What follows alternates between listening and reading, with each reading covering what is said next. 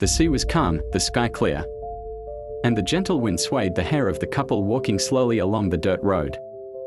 They were dressed in white, as if going to a ceremony.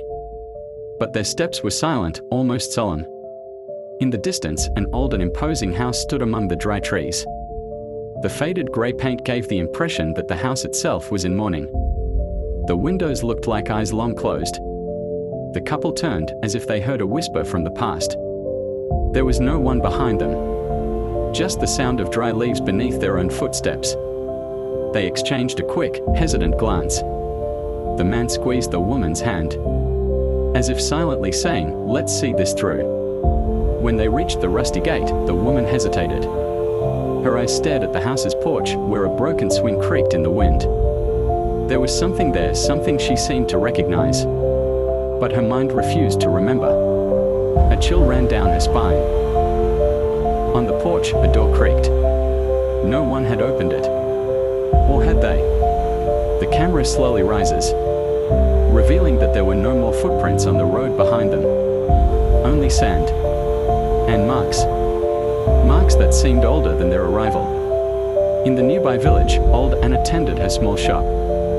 For decades, she was the only one who still spoke of the Marquez family, owners of the Grey Mansion. They say that one day, the youngest son disappeared near the house. That's when everything began to change. Anna never forgot the eyes of the boy's mother. She saw something, Anna would always say. But no one believed her. The family disappeared shortly afterward. The house was sold, bought, abandoned, and forgotten. Until now. The couple, Miguel and Clara, had returned after decades. Clara was the youngest daughter of the Marquez family. She had been taken away as a child and raised by relatives in another country. But she dreamed of that house. Recurring dreams. Always the same image, the broken swing. The door opening by itself, and voices whispering their names. On the first night, Clara found a photo album. The pages were damp and moldy. But one stood out, a picture of her with her older brother. But in the image, his eyes had been scratched out with tremendous force.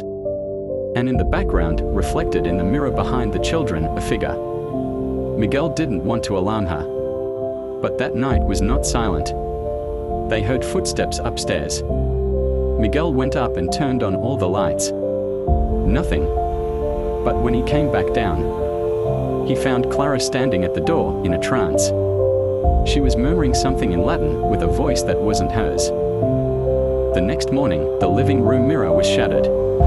And someone, or something, had written in dried blood, "You've returned." Miguel went to Anna in the village. He showed her the photograph and the message in the mirror. The old woman went pale. She said Clara's brother never disappeared. He was found dead, drowned in the lake behind the house. But the body vanished from the coffin a week later. The family swore silence. Something was awakened in that house, Anna said. And now that you've returned, it has too. Meanwhile, Clara began drawing compulsively.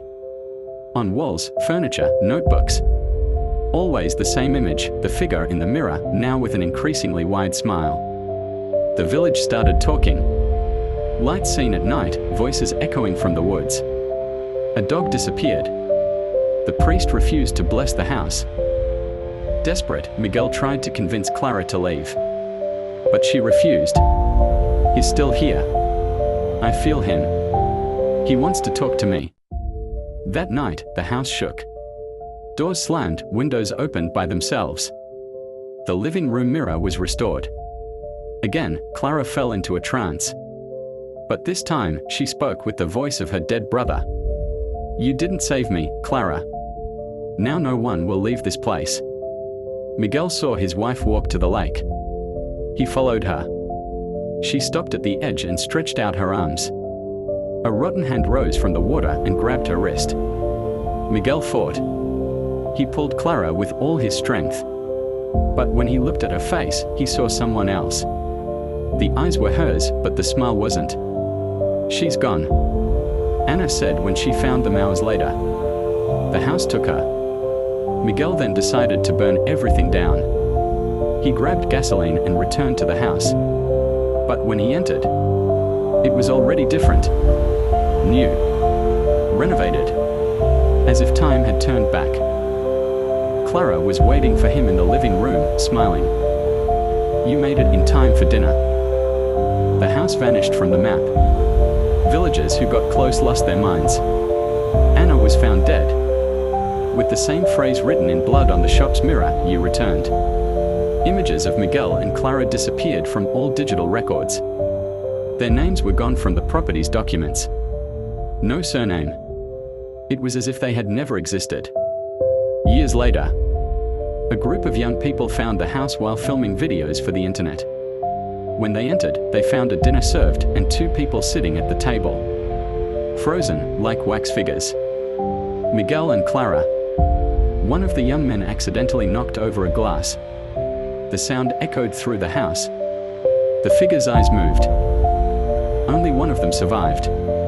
He never spoke again. But he drew the same image every day, a mirror. A figure behind him and 2 people in white looking back. The videos were automatically deleted from the cloud. But an anonymous copy was sent to the police. They laughed at the story, until one of them disappeared days later. Today, the house is once again abandoned. But the gate is always open. The swing on the porch still creaks in the wind. And those who pass by swear they see a couple in white standing on the road. They always look back, as if waiting for someone. And the phrase written on the door, now in golden letters, "Welcome back."